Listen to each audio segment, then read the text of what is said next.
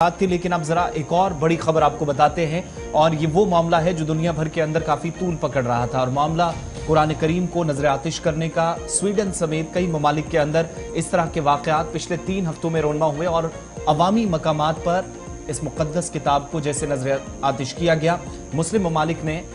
اور صرف مسلم ممالک ہی نہیں دیگر کئی ممالک نے بھی اس پر سخت تشویش کا اظہار کیا اور سویڈن سمیت ان تمام ممالک کی زبردست مخالفت ہوئی جن نے اس طرح کے اقدامات اٹھانے کے لیے اجازت دی۔ لیکن ان سب کے بیچ میں ڈنمارک کی جانب سے ایک اہم فیصلہ لیا گیا ہے۔ فیصلہ یہ ہے کہ جتنی بھی آسمانی کتابیں ہیں، بالخصوص جو قرآن کریم کو نظر آتش کرنے کے واقعات پچھلے 3 ہفتوں کے دوران سویڈن سمیت متعدد یورپی ممالک میں پیش آئے ہیں، اس پر مکمل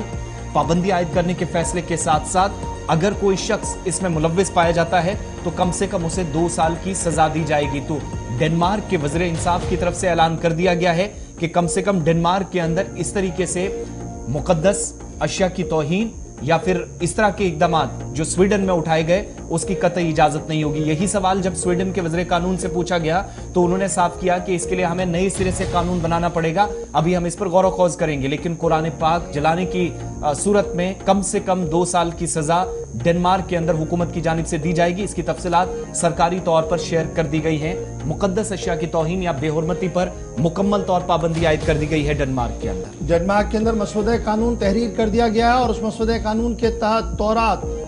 بائبل، انجیل یا قرآن کریم کے جلانے پر، اسے شہید کرنے پر 2 سال کی سزا ہوگی۔ وزیر خارجہ ڈنمارک کی طرف سے باضابطہ طور پر یہ صاف کر دیا گیا کہ یہ ایک وہ قدم اٹھایا گیا ہے جس سے آس پاس کے علاقوں کو بھی اسی طریقے کے احتیاطی تدابیر اٹھانے ہوں گے تاکہ مذہبی منافرت نہ پھیلے۔ ڈنمارک کے وزیر خارجہ کا بیان سامنے آیا ہے۔ تاہم یہ دیکھنا ہوگا کہ 180 سیٹ والی پارلیمنٹ کے اندر یہ مسودہ قانون جو ڈنمارک حکومت کی طرف سے تحریر کیا گیا ہے کیا بہت جلد لایا جائے گا یا کچھ دیر انتظار کرنے کے بعد اسے ایوان کے سامنے رکھا جائے گا۔ فی الحال 3 مختلف تنظیموں کی حکومتیں وہاں پر قائم ہیں، یعنی 3 مختلف گروپ جنہوں نے اتحاد بنایا ہے ڈنمارک کے اندر، ان کی حکومت وہاں پر ہے اور انہوں نے اس معاملے کو کافی سنجیدگی کے ساتھ لیا ہے اور اب یہی وجہ ہے کہ بہت جلد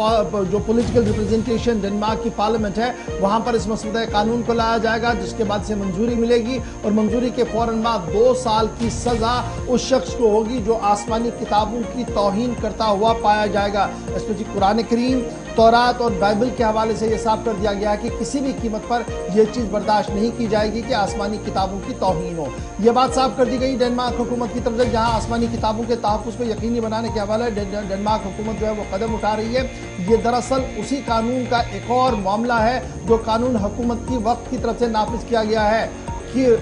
جھنڈا اور آئین، یعنی ملک کا آئین اور ملک کے جھنڈے کو کوئی نقصان نہ ہو۔ اگر وہاں پر سزا دی جائے گی تو آسمانی کتابوں کو لے کر بھی اسی طریقے کی سنجیدگی ڈنمارک حکومت کی طرف سے دکھائی گئی ہے، جہاں پر انہوں نے صاف کر دیا ہے کہ 2 سال کی سزا ہوگی اس شخص پر جو اب قرآن کریم کو بے حرمتی، تورات یا انجیل کو جلاتے ہوئے